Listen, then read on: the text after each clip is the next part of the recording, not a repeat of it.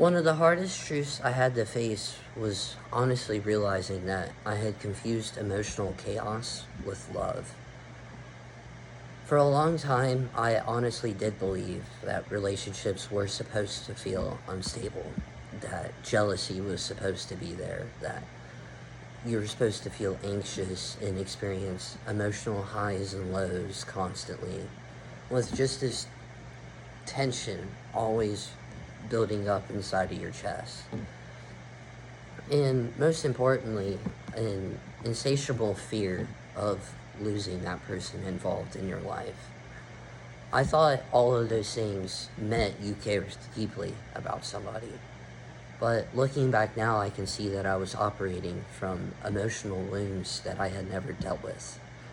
I attached deeply to people because I was terrified of abandonment. And because of that, I ignored a lot of red flags I should have paid attention to.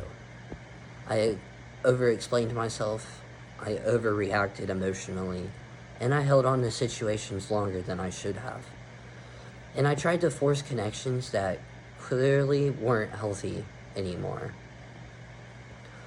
Not because I was evil, but and not because I wanted that type of dysfunction, but because wounded people often make mistake emotional intensity for genuine connection.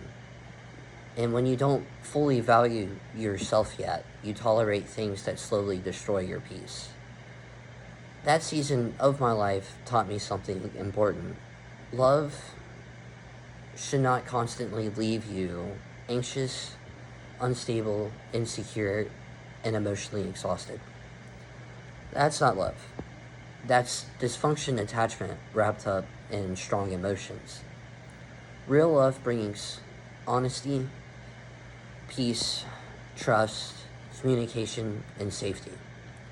And honestly, learning that changed the way I view almost everything, almost completely, to be honest.